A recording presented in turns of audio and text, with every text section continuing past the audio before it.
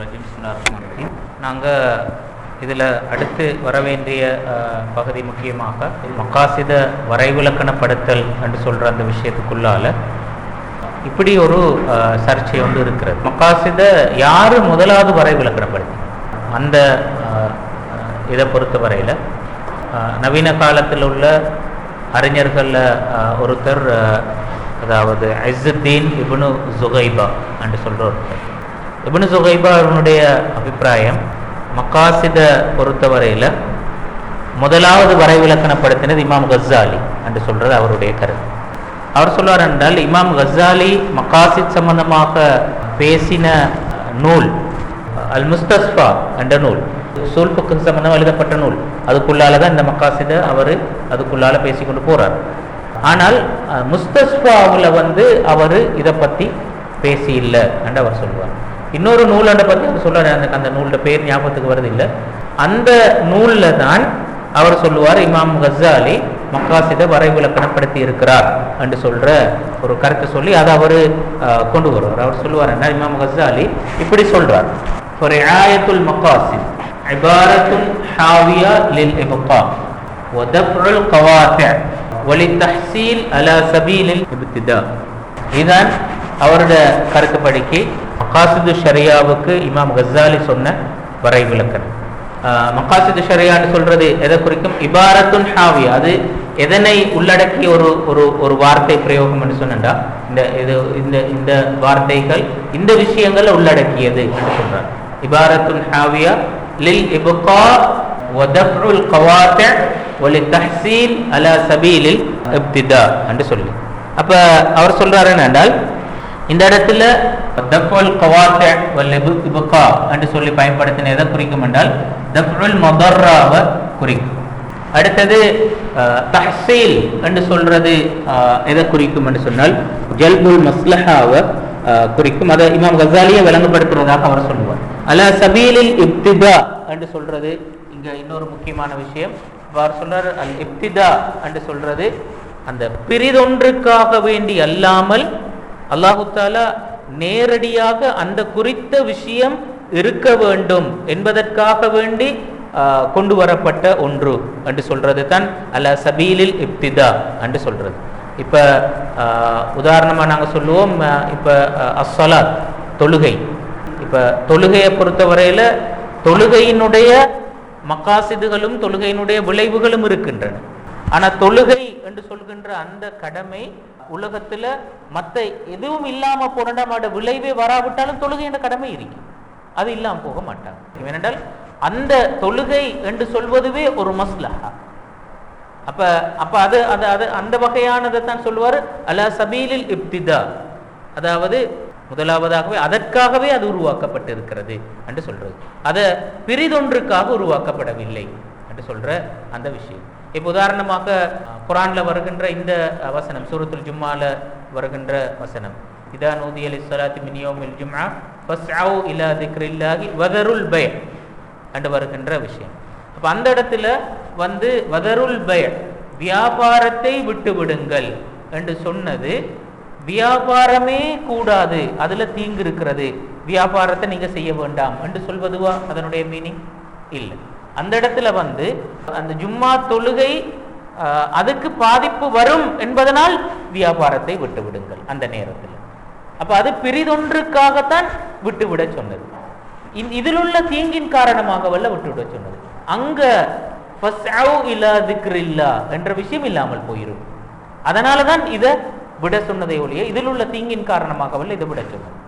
அப்ப இங்க இப்திதா அல்ல, பிரிதொன்றுக்காக இதை விட சொன்னது. அப்ப அப்படி இல்லாம இப்ப நாங்க சொல்றது, இப்ப விபச்சாரத்தை தவிர்த்து கொள்ள சொன்னமே அல்லது வட்டியை தவிர்த்து கொள்ள சொன்னமே, அப்படியான விஷயங்களை பொறுத்தவரையில பிரிதொன்றுக்காக வேண்டி அல்ல, நேரடியா அதற்காகவே அதில் உள்ள தீங்கின் காரணமாகவே அதை தவிர்த்து கொள்ள சொன்னது. அதான் நாங்க கண்டாதான் அந்த அலா சபீலில் இப்திதா என்று சொல்றதனூடாக நாங்க விளங்குகின்ற கருத்து. அப்ப இவரு சொல்ற விஷயம் என்னென்றால், இது எதை குறிக்கும் என்று சொன்னா அந்த தீங்கை தடுத்தல் என்று சொல்றதும் சரி, தீங்கு ஏற்படுகின்ற வழிகளையும் தடுத்தல் என்று சொல்றத அதெல்லாம் சேர்த்து தான் இதை குறிப்பிடுவதாக சொல்லுவார். அப்ப இந்த விடயம் ஒன்று. அடுத்தது நலனை கொண்டு வருதல், அப்ப இப்படித்தான் இமாம் கஸ்ஸாலி மக்காசித வரைவிலக்கணப்படுத்தி இருக்கிறார் என்று சொல்லி அவர் விளங்கப்படுத்துறார். ஆனாலும் வேற பலர் இதுக்கு மறுப்பு சொல்லுகின்ற நேரத்தில் அவங்க சொன்னாங்க என்றால், இமாம் கஸ்ஸாலி இந்த வசனத்தினூடாக மக்காசித வரைவிலக்கணப்படுத்தல், அவர் மசாலிஹத்தான் வரைவிலக்கணப்படுத்தி இருக்கிறார். எனவே இதை நாங்கள் மக்காசிதுக்கான ஒரு வரைவிலக்கணமாக கருத இயலாது என்று சொல்றது வேற பலருடைய அபிப்பிராயம். அப்ப அவர் சொல்றதன் அடிப்படையில் அவர் சொல்றார், முதலாவது இமாம் கஸ்ஸாலி தான் இதுக்கு வரைவிலக்கணம் சொன்னார். அதுக்கு பிறகு இமாம் ஷாத்திபி இதுக்கு வரைவிலக்கணம் சொல்லியிருக்கிறார். அது பிறகு அடுத்த நவீன காலத்தாக்கள் இதுக்கு வரைவிலக்கணத்தை பேசியிருக்கிறார்கள் என்று சொல்ற அப்படி ஒரு ஒழுங்குல சொல்லிட்டு வருவார். அப்ப அதுல அவர் இரண்டாவதாக பேசுகின்ற இன்னொரு முக்கியமான விஷயம்தான், இமாம் ஷாத்திபி வரைவிலக்கணம் சொன்னாரா இல்லையா என்று சொல்ற இன்னொரு சர்ச்சை இருக்கிறது இதுக்குள்ளாக. ரைசூனி சொல்றார் வரைவிலக்கணம் சொல்லல. ஏன் வரைவிலக்கணம் சொல்லல என்றால், அது ஷெய் மஃபூம். அவர் அதை ஆலிம்களை நோக்கி எழுதினார், அறிஞர்களை நோக்கி எழுதினார். அவங்களுக்கிட்டத்தில் மக்காசித் என்று சொல்ற தெளிவான விஷயம். எனவே அவர் வரைவிலக்கணம் சொல்லணும்னு நினைக்கல. ஆனா இஸ்ஸுத்தீன் ஜுகைபா சொல்லுவார் என்றால், ஷாத்திபி வரைவிலக்கணம் சொல்லி இருக்கிறார். ஷாத்திபி மக்காசித் என்று சொன்னா என்ன என்று பொது வரைவிலக்கணம் சொல்லல. ஆனால் இமாம் ஷாத்திபி மக்காசிதுடைய பிரதானமான 2 பிரிவுகளை சொல்லியிருக்கிறார். மக்காசிது ஷாரே, மக்காசிதுல் முக்கல்லப். மக்காசிது ஷாரேக்கு தனியா வரைவிலக்கணம் சொல்லியிருக்கிறார், மக்காசிதுல் முக்கல்லப்புக்கு தனியாக வரைவிலக்கணம் சொல்லியிருக்கிறார். அந்த வகையில அவர் சொல்லுவார் என்றால், இமாம் ஷாத்திபி சொன்ன வரைவிலக்கணம் மக்காசிது ஷாரேக்கு சொன்ன வரைவிலக்கணம் ஹிய இகாமத்துல் மசாலிஹ் அத்-துன்யவிய்ய வல் உக்ரவிய்ய அலா ஹஸபி நிஸாமின் லா யக்தல்லு லா பில் ஜுஸ்இ வலா பில் குல். இதான் மக்காசிது ஷாரே என்று சொல்லியிருக்கிறார். முதலாவது சொல்ற இகாமத்துல் மசாலிஹ் துன்யவிய்ய வல் உக்ரவிய்ய, உலக மறுமை நலன்களை நிலைநாட்டுதல். இதான் மக்காசிது ஷாரே. அது எப்படி எந்த வடிவத்தில் அமையணும்? அலா ஹஸபி நிஸாமின் லா யக்தல்லு லா பில் ஜுஸ்இ வலா பில் குல். அதாவது அந்த மசாலிஹ் நிலைநாட்டப்படணும் எப்படி என்றா, அதனுடைய ஒரு சின்ன பகுதியும் இழக்கப்படக்கூடாது, அல்லது அதனுடைய அஜ்ஸாகள் ஒவ்வொரு ஜுஸுகளாக நாங்க பார்க்கிற நேரத்தில் அந்த ஜுஸுகளோட மஸ்லஹாவும் இழக்கப்படக்கூடாது.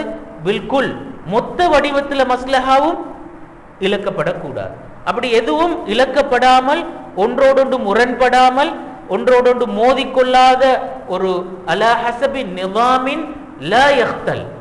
யக்தல்ல என்று சொன்னா குழம்புறது. அப்படி குழம்பாத ஒரு நிஸாம், ஒரு ஒழுங்கில் அது நிறைவேற்றப்படும். அப்படி நிறைவேற்றப்படுவதுதான் மக்காசிது ஷாரே என்று அவர் சொல்லுவார். அப்ப லா யக்தல்லு லா பில் ஜுஸ்இ வலா பில் குல். அப்ப அந்த இக்திலால், அந்த குழப்பம் அதனுடைய அஜ்ஸா வடிவத்துல கூட வரப்படாது. இப்ப சின்ன கிளை வடிவங்களுக்கு போற நேரத்திலையும் நிறைய முரண்பாடுகள் வருகின்ற நிலைமை இருக்கப்படாது. அங்கேயும் ஒரு உடன்பாடான நிலைமை தான் இருக்கும். பில்குல் மொத்த வடிவத்திலேயும் முரண்பாடுகள், குளறுபடிகள் இருக்கக்கூடாது. அப்ப மஸ்லஹா உலகத்தில் நிலைநாட்டப்பட்டன்னு சொல்ற ஒரு சிஸ்டமாக இருக்கும், ஒரு நிதாம், ஒரு ஒழுங்கு இருக்கணும். அந்த ஒழுங்குல குளறுபடிகள் காணப்படாத ஒரு ஒழுங்காக அது காணப்படணும் என்று சொல்றோம். அப்படி உலகத்துல மசாலிஹ் துன்யவியாவும் உக்ரவியாவும் நிலைநாட்டப்படுதல் தான் மக்காசிது ஷாரே என்று சொல்லி இமாம் ஷாத்திபி சொல்லுவார். அப்ப அது அவர் அந்த கருத்தை விளங்கப்படுத்துறது உண்மையில மிச்சம் அழகா அந்த விஷயத்தை முவாஃபகத்தில் விளங்கப்படுத்துவார். எப்படி அந்த ஒரு ஒழுங்கில் எல்லா விஷயமும் காணப்படணும் என்று சொல்ற அந்த பொருள். அப்ப இது மக்காசிது ஷாரே அவர் சொன்னது. மக்காசிதுல் முக்கல்லஃபின் அவர் சொல்ற நேரத்தில் அதுக்கு வேறொரு வரை விளக்கம் சொன்னார். இஹ்ராஜுல் முக்கல்லஃப் மின் தாஇயத்தி ஹவா லியகூன அப்தன் லில்லாஹி இக்தியாரன் கமா ஹுவ அப்தன் லில்லாஹி இல்துராரன் என்று சொன்னார். மனுஷனை அவனுடைய மனோ இச்சை தூண்டுதல் இருக்கின்றதுவே அதிலிருந்து வெளியே கொண்டு வரும். அப்படி வெளியே கொண்டு வர ஏன்? லியகூன அப்தன் லில்லாஹி இக்தியாரன், அவன் அந்த தெரிவு சுதந்திரத்தின் அடிப்படையில் அல்லாஹ்வுக்கு அப்தாக இருக்கும், அல்லாஹ்வுக்கு கட்டுப்பட்டு வாழும். அடுத்து சொன்னார் கமா ஹுவ அப்தன் லில்லாஹி இல்துராரன், அவன் இன்னொரு புறத்தில் அதாவது அவன் தெரிவு சுதந்திரம் இல்லாமல் நிர்பந்தமாக அல்லாஹ்வுக்கு கட்டுப்படுகின்ற ஒரு அப்தாகவும் அவன் இருக்கின்றான். உலக வாழ்க்கையில் அவர் சொல்வார், பல விஷயங்கள் மனிதனை பொறுத்தவரையில அவன் இக்தியாராக செயற்படுகின்ற ஒரு பகுதி இருக்கிறது, இல்துராராக செயற்படுகின்ற இல்துரார். அவனுக்கு அதில் எந்த தெரிவும் இல்லை. மனிதனுடைய பல விஷயங்களை பொறுத்தவரை அவன் எந்த நாட்டில் பிறக்கிறான் என்று சொல்றது, யார் அவனுடைய பெற்றோர் என்று சொல்றது, யார் அவனுடைய பிள்ளைகள் என்று சொல்றது, இப்படி இந்த மாதிரியான பல விஷயங்கள் இல்துரார். அதுல அப்துல் இல்லாத இப்ப என்ற பெற்றோருக்கு நான் உபகாரம் செய்யணும் என்று சொல்றது குர்ஆன் ஹதீஸ் அடிப்படையில் வலியுறுத்துகின்ற ஒரு சட்டம். இது நான் தெரிவு செய்யல இந்த பெற்றோரை, அது எனக்கு நிர்பந்தமா வந்தது, எனவே எனக்கு பிர் செய்ய இயலாது என்று சொல்லி ஒரு மனுஷன் சொல்லல. அப்ப அங்க அப்தல் இல்லா இல்துரார். அப்ப அவன் நிர்பந்தமாக அல்லாஹ்க்கு அந்த விஷயத்துல அப்தா தான் நிதிக்கணும். அதே மாதிரி மற்ற செயற்பாடுகள், அவன் வியாபாரத்துல ஹராம் ஹலால பண்றது, திருமணத்துல ஹராம் ஹலால பண்றது, அடுத்த விஷயங்களை ஹராம் ஹலால பண்றது, அதெல்லாம் அப்தன் லில்லாஹி இக்தியாரன். அப்ப இப்படித்தான் இந்த ரெண்டு வடிவத்திலேயும் ஒரு மனுஷன் அல்லாஹ்வுடைய அப்தாக இருக்கணுமாக இருந்தால் அவனுடைய தாயத் ஹவா அதிலிருந்து அவன் வெளியே வரணும், அவனுடைய மனோ இச்சை தூண்டுதலிருந்து அவன் வெளியே வரணும். இதுதான் அவர் மகாசிதுல் முக்கல்லபுக்கு சொன்ன வரை விளக்கம். இங்க இவர் இஸ்ஸுத்தீன் ஜுகைபா விளங்கப்படுத்துவார் என்றால், அப்ப இமாம் ஷாத்திபி வரை விளக்கணம் சொல்லி இருக்கிறாரா சொன்னா அவசர வரை விளக்கணம் சொல்லி இருக்கிறார். இமாம் ஷாத்திபி அதை ஒரு மொத்தமான தனி வரை விளக்கணமா சொல்லல, ரெண்டா பிரிச்சு விளங்கக்கூடிய விதமாக ரெண்டு வரை விளக்கணமா சொல்லி இருக்கிறார் என்று சொல்லி அப்ப இது அதுக்கு இஸ்ஸுத்தீன் ஜுகைபாட அந்த வாதத்துக்கு மறுப்பு சொல்ல போறாக்கள் சொல்லுவார்கள் என்றால், அப்படி பிரிச்சு சொல்ற அது அந்த என்ன சொல்றோம், அது ஒரு தக்சீம், மகாசித தக்சீம் பண்ணினது, தக்சீம் பண்ணி விளங்கப்படுத்தினது. அது தாரீஃப் அல்ல. தாரீஃப் செஞ்சா இல்லையா என்று சொல்றதை பத்தி தான் நாங்க பேசுறோம். தக்சீம் செஞ்சிக்கிறான், தக்சீம் செஞ்சிருக்கிறார், ஒவ்வொரு தக்சீம் செஞ்சு அந்த தக்சீமை விளங்கப்படுத்தி இருக்கிறார். அதுதான் இங்க நடந்திருக்கிறது. மற்றபடிக்கு அது தாரீஃப் அல்ல என்று சொல்லி அடுத்த பக்கம் அதை ஆகிய பண்ணிட்டு போவார்கள். அப்ப அப்படி ஒரு சர்ச்சை ஒன்று இருக்குது. இந்த ரெண்டு பேரும் வரை விளக்கணம் சொல்லல என்று சொன்னவர்கள் அதாவது இமாம் கஸ்ஸாலியும் வரை விளக்கணம் சொல்லல, ஷாத்திபியும் வரை விளக்கணம் சொல்லல. அப்ப யாரு அடுத்தது வரை விளக்கணம் சொன்னார் என்று சொல்ற நேரத்துல அங்க அடுத்து யாரு சொன்னான்னு சொல்ற நேரத்துல பலர் சொன்னார் என்றால் இப்னு ஆஷூர் தான் இதுக்கு வரை விளக்கணம் சொன்னார் என்று சொல்ற நேரத்தில் இப்னு ஆஷூர் சொன்ன வரை விளக்கணம் என்ன என்று சொல்ற நேரத்தில் அவர் வரை விளக்கணம் சொன்னார், மகாசிது ஷரியல் ஆம்மா ஹிய அல் மஆனி வல் ஹிகம் அல் மல்ஹூபா லிஷாரி في جميع أحوال التشريع أو معظمها بحيث لا تختص ملاحظتها بالقول في نوع خاص من أحكام الشريعة.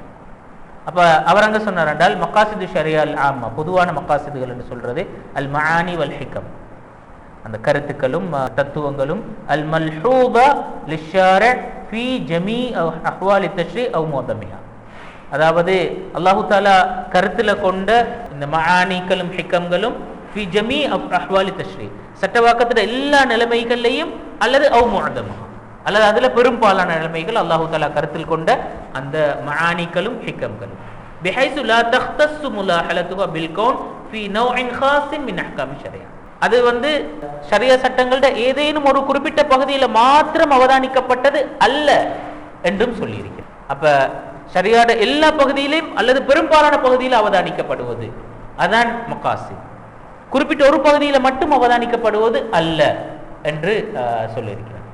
அப்ப இந்த வரை விளக்கணத்தை தான் நிறைய பேர் இப்னு ஆஷூருடைய மகாசிது ஷரியாவுக்கான வரை விளக்கணமாக சொன்னார்.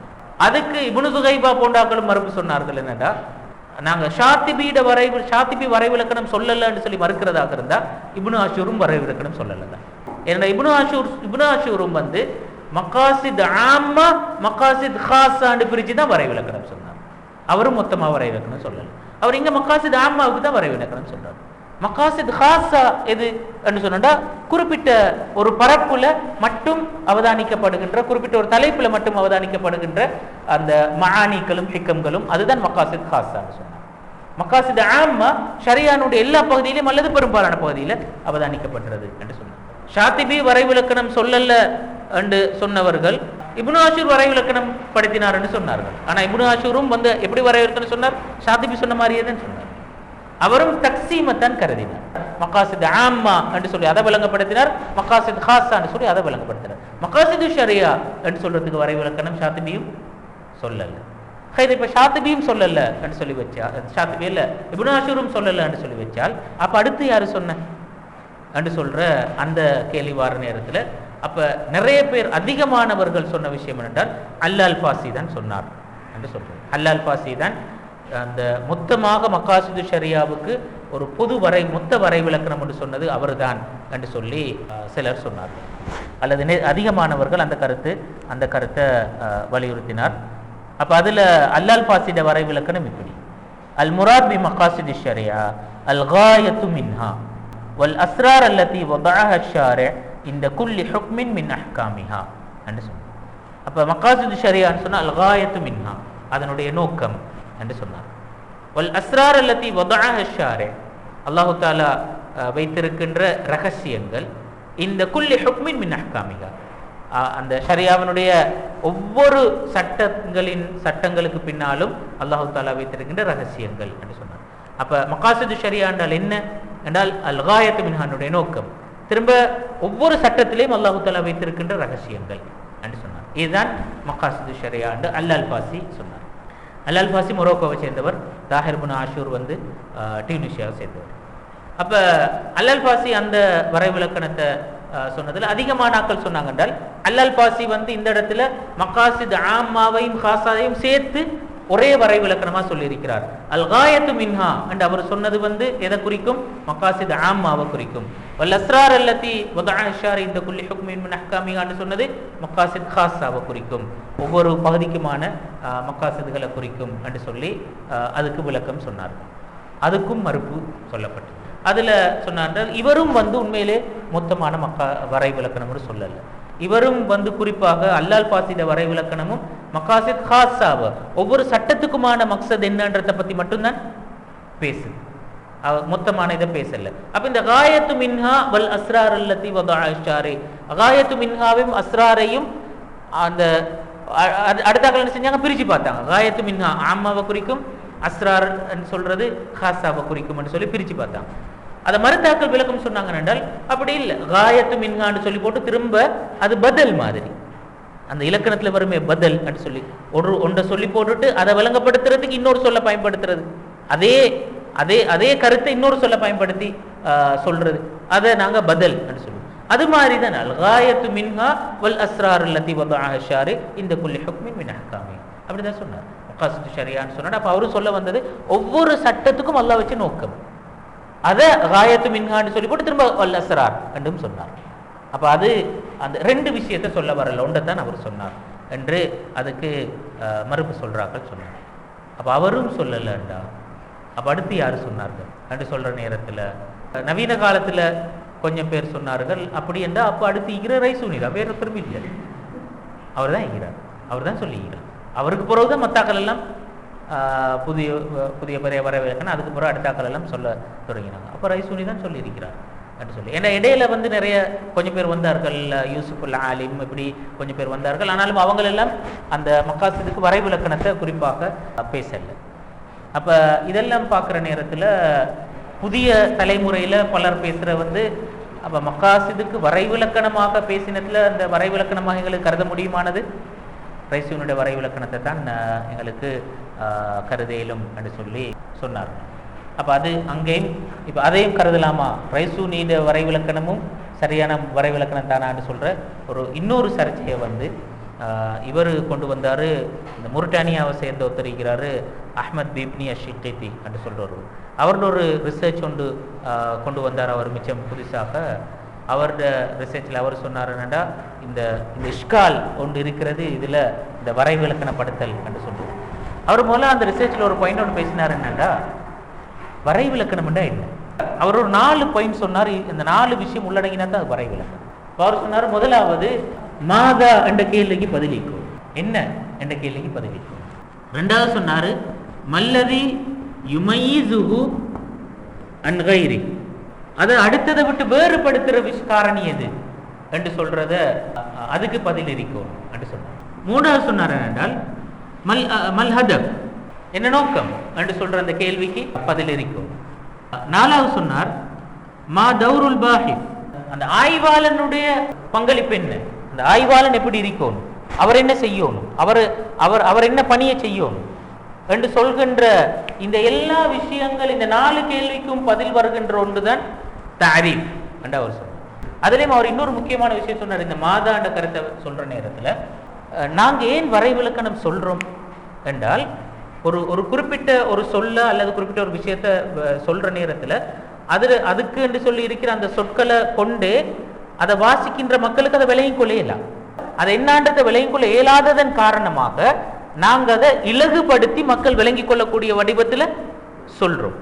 அவர் சொல்ற இந்த மாதா என்ற அந்த கருத்து அது என்ன என்ற கருத்தை சொல்ற நேரத்துல நாங்க ஒரு நாளும் அதனுடைய ஒத்த கருத்தொண்டை கொண்டு வருவதனால மட்டும் மாதா நிறைவேற மாட்டார். உதாரணமாக இப்ப மகாசித் தானே நாங்க வரைவிலக்கணப்படுத்த வேண்டிய சொல், இதுக்கு பகரமாக ஹிகம் என்று சொல்ல கொண்டு வந்தால், மஆனி என்று சொல்ல கொண்டு வந்தால், அல்லது அஸ்ரார் என்று சொல்ல கொண்டு வந்தால், இப்படி இந்த சொற்களை கொண்டு வாரத்தின் ஊடாக அது வரைவிலக்கணப்படுத்தப்படுமா? இல்ல. அவர் சொல்லுவார் என்றால் இப்ப அஸ்ரார திரும்ப வேற விளக்கம் சொல்ல வேண்டி வரும், ஹிகமுக்கு திரும்ப வேற விளக்கம் சொல்ல வேண்டி வரும். அப்ப அந்த அவர் சொல்றார் என்றால் நவீன காலத்துல செய்யப்பட்ட வரைவிலக்கணங்கள்ல எல்லாத்திலையும் இருக்கிற பெரிய தவறு எந்த இடத்துல இருக்கிறது என்று சொன்னா, அது மக்காசித வரைவிலக்கணப்படுத்தி மக்காசிதுக்கு ஒத்த கருத்து உள்ள வேற சொற்களை கொண்டு வந்தோம், அந்த சொல்லும் அதே மாதிரி தெளிவற்ற சொல் தான். அப்ப அவர் சொல்றால் மக்களுக்கு விளங்கக்கூடியது அதை சொன்ன உடனே மக்களுக்கு அந்த பரப்பு விளங்கும், அப்படி விளங்குகின்ற வகையிலான அந்த ஒரு விளக்கம் தான் சொல்லப்படணும். இன்னொரு ஒத்த கருத்துள்ள சொல்ல கொண்டு வருவது அல்ல அங்க நடக்க வேண்டியது. மக்கள் விளங்கி கொள்ளக்கூடிய வகையில் அது சொல்லப்படணும் என்று சொல்றதுதான் இந்த மாதா என்று சொல்றதுனூடாக நாடுகின்ற கருத்து என்று சொல்லி அவர் சொன்னார். அப்ப அந்த அடிப்படையில் அவர் சொல்றார் என்னென்றால், இதுவரையில நவீன காலத்துல சொல்லப்பட்ட எந்த வரைவிலக்கணங்களும் இந்த 4 பண்புகளுக்கு உட்பட்டதாக இல்லை. அவர் அதுல மிக முக்கியமா சொல்ற விஷயம் என்றால் ஒன்று இந்த மாதா என்ற விஷயத்துல தெளிவில்லாமல் இருக்கிற, அடுத்த மல்லதை யுமைது அன் கைரிஹி, அது இங்க சொல்ற அவர் சொல்ற இல்முல் மந்திக்ல சொல்ற இந்த அல் ஹத் என்று சொல்ற விஷயம். அட வரையறை என்ன, அட வரையறை தெளிவா அந்த பிரிகோட்டை வரைஞ்சாத்தான் இதுக்கு அங்கல உள்ளது அது மகாசித் அல்ல, இது இந்த கோட்டுக்கு இங்கல உள்ளதுதான் மக்சத், அடுத்ததெல்லாம் மகாசித் அல்ல என்று சொல்றதை நாங்க தெளிவா வேறுபடுத்தேன். இல்லாட்டி இன்னொன்றோட அது மிக்ஸ் அப் ஆகும், அப்படி காணப்படக்கூடாது. அப்ப அந்த ஹத்தை தெளிவாக போடணும். இப்ப மகாசிதை மசாலியை வேறுபடுத்தி கொள்ற போற நேரத்துல இன்னும் அந்த குழப்பமே. அப்ப அந்த ஹத் தெளிவாக வரணும். அந்த மல்லதி யுமையிஸு அன் கைரிஹி, அடுத்ததை விட்டு இது எப்படி வேறுபடுகிறது இதை தெளிவாக அடையாளப்படுத்தணும். அப்ப சொன்னா இந்த 2 பாயிண்ட்லையும் இதுவரையில சொல்லப்பட்ட எல்லா வரைவிலக்கணங்களும் ஃபெயிலியர் அவர் சொல்லுவார். அப்ப அந்த வகையில அவர் கடைசியா ஒரு 3 பரிந்துரை சொல்லுவார். என்ன செய்யணும் அப்ப மௌலா சொல்வார் என்றால், செய்ய வழியில மக்காசிதுக்கு வரைவிலக்கணமே தேவையில்லை, உற்றுவோம், மக்காசிது வரைவிலக்கணப்படுத்தவே தேவையில்லை, அது ஒரு ஆப்ஷன்.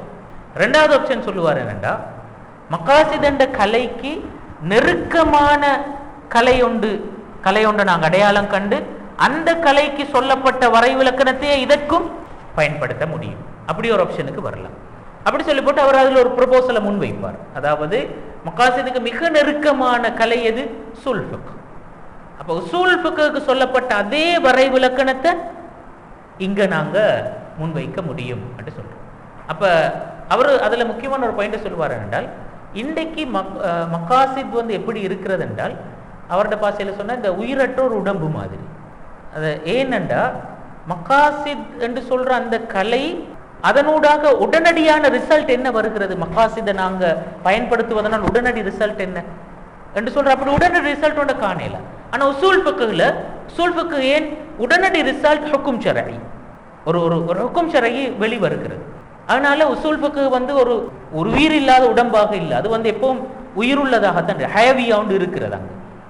ஆனா மக்காசித் இன்றைக்கு அப்புறம் ஒரு உயிரற்ற உடம்பு மாதிரி தான் இருக்கிற, என்னடா அதனூடாக ஒரு உடனடி விளைவு ஒன்று வருது இல்லை. அவர் சொல்வார் என்றால், உஸூல் ஃபிக்ஹ்களூடாக எப்படி இஸ்தின்பாத் நடைபெறுகிறதோ அதே மாதிரி மக்காசித்தினூடாகவும் இஸ்தின்பாத்தை நாங்கள் செய்யணும், செஞ்சு ஹுக்கும் ஷரஈயை கொண்டு வரணும்.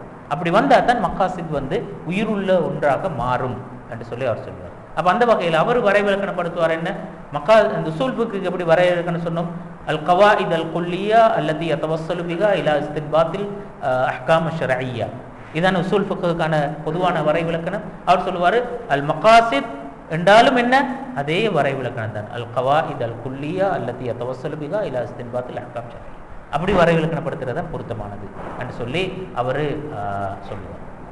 அது 2வது ஆப்ஷன். 3வது ஆப்ஷன் சொல்லுவார் என்னென்றால், அப்படி நெருக்கமானதை கொண்டு வாரத்தில் எங்களுக்கு சங்கடம் இருக்குமாக இருந்தா இந்த 4ஐயும் வச்சு நாங்க புதுசாக ஒரு வரைவிலக்கணம் சொல்லுவோம். ஆனா அந்த வேலையை அவர் செஞ்சு காட்டது. அப்ப மக்காசித் என்று சொல்ற விஷயத்துக்குள்ளால இருக்கிற சர்ச்சை எந்த எல்லை வரங்காட்டியும் வைத்திருக்கு, எந்த எல்லை வரங்காட்டியும் அந்த சர்ச்சை நீளுகிறது என்று சொல்கிறதைத்தான் நாங்கள் இதிலிருந்து கண்டுகொள்ள முடியும். அப்போ சுருக்கமாக மகாசிது ஷரியா என்று சொல்கிறத நாங்கள் வரைவிலக்கணப்படுத்தல் என்று சொல்கின்ற அந்த கருத்தை அது சுற்றி இருக்கின்ற ஆரம்ப கால இமாம்கள் பேசினதுலேருந்து நவீன காலத்தில் லேட்டஸ்டாக இது சம்பந்தமான உரையாடல்கள் இப்படியெல்லாம் போய்கொண்டிருக்கிறது என்றதை பார்க்குற நேரத்தில் இந்த விஷயங்கள் தான் இதில் சுருக்கமாக சொல்லப்படுவதற்குரிய தகவல்கள்.